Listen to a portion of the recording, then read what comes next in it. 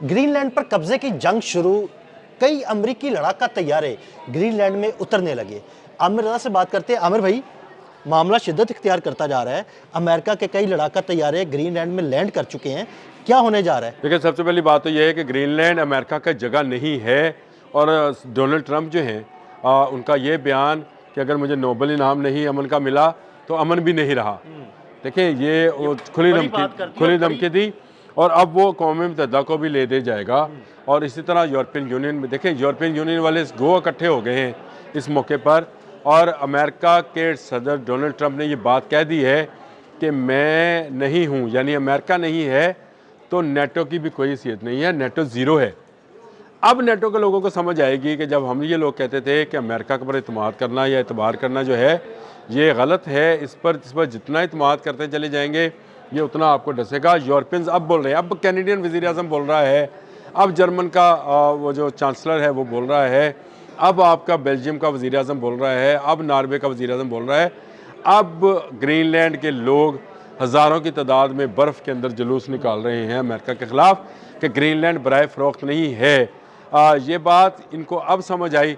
रूस का बयान आ गया कि हमें ग्रीनलैंड नहीं चाहिए, चीन का बयान आ गया कि हमें ग्रीनलैंड नहीं चाहिए, ये यूरोप का हिस्सा है, यूरोप का हिस्सा रहना चाहिए। नेटो ने फोर्सेस भी जो आदी और ये तय है कि एक पर हमला सब पर हमला। मैंने पिछले दिनों एक व्लॉग में ये बात कही भी थी कि आर्टिकल 5 है नेटो का, जिसके तहत अगर डेनमार्क पर हमला किया जाएगा तो बाकी नेटो के तमाम ममालिक पाबंद हैं कि उसका साथ दें और हमलावर के जिस पे हमला होगा उसके साथ खड़े होंगे और हमलावर के खिलाफ। और देखें, अब ये खबर आ गई कि एआई की जो है उसके तहत एक तस्वीर तैयार की डोनाल्ड ट्रंप ने और उसको शेयर कर दिया, जिसमें वो अमेरिकन झंडा जो है वो ग्रीनलैंड पर लगा रहे हैं और उसके बाद जहाज़ भेज दिए।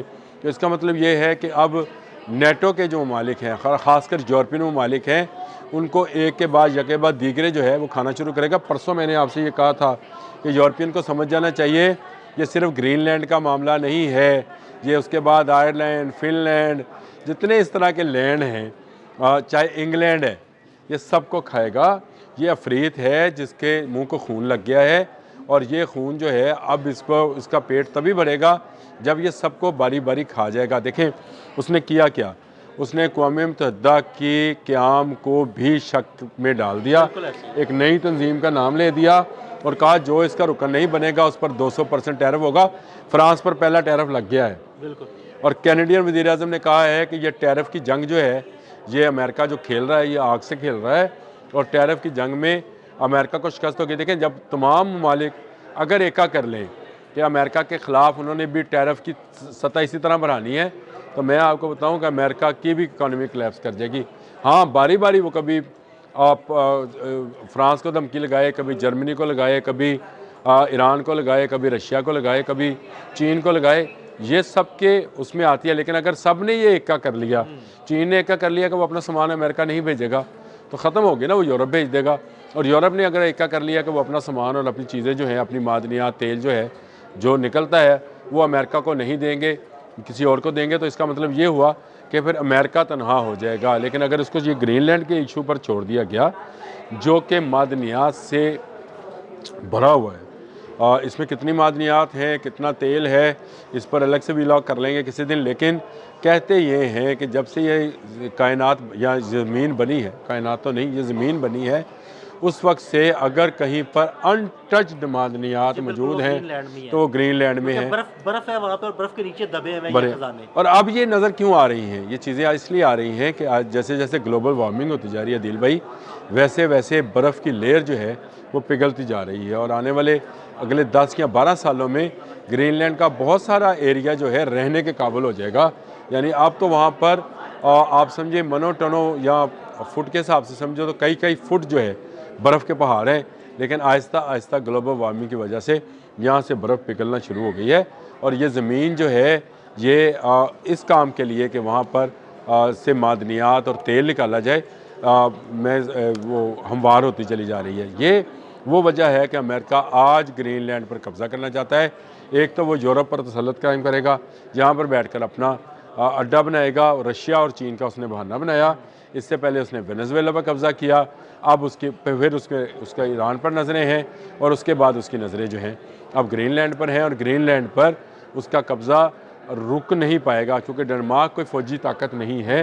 डेनमार्क एक जैसे वेनेजुएला रोक पाएंगे अमेरिका को, कौन रोक पाया? कोई नहीं रोक पाया अभी तक तो। नहीं रोक सकते हैं अगर नेटो नहीं, अगर मिले तो, लेकिन मुझे नहीं लगता आमिर भाई जितनी ताकत अमेरिका के पास है, जितनी फिजाई ताकत है, बर्री ताकत है, बहरी ताकत है, बड़ा मुश्किल हो जाएगा यूरोप के लिए। अच्छा, मुश्किल तो हो जाएगा, लेकिन एक बड़ी जंग का पेश खैमा भी हो जाएगा। पहली बात तो यह है कि अब बड़ी ताकत नहीं है, बड़ा जज्बा बड़ी ताकत है। ये पाकिस्तान और इंडिया की जंग में हमने देख लिया, 10 गुना बड़ी फौज थी, कहाँ गई? 10 गुना जो ज़्यादा तादाद में तैयारे थे, कहाँ गए? डोनाल्ड ट्रंप अब भी कल बैठे फिर बर मार रहे थे कि मैंने वो जंग रखवाई जिसमें 8 जहाज़ गिराए गए थे। तो मैं ये समझता हूँ कि ये मामला जो है ये इस बात का नहीं। अगर देखें जर्मनी, फ्रांस, इंग्लैंड, कनाडा और जैसे तमाम ममालिक जो हैं अगर इकट्ठे हो जाएँ और तो फिर अमेरिका की ज़रूरत नहीं है। मैं आपको बताऊँ सच्ची बात यह है, क्योंकि इन यूरोपियन ममालिक के साथ आप ये मत भूलें कि रशिया का बहुत बड़ा एरिया यूरोप में आता है। ईस्टर्न यूरोप जितना है वो रशिया का ही इलाका है, और अगर रशिया साथ शामिल होता है तो लामहल्ला चीन भी इसमें आ जाएगा, क्योंकि चीन के मफादात भी हैं। तो ग्रीनलैंड के मामले को इतना आसान समझना, अमेरिका वाकई ही वो जो कैनेडियन वज़ीर-ए-आज़म ने कहा है कि आग से खेल रहा है, ये आग से खेलने के मुतरादिफ है, क्योंकि बर्फ़ से ढके इस इलाके को पहले नो मैन लैंड की हैसियत हासिल थी।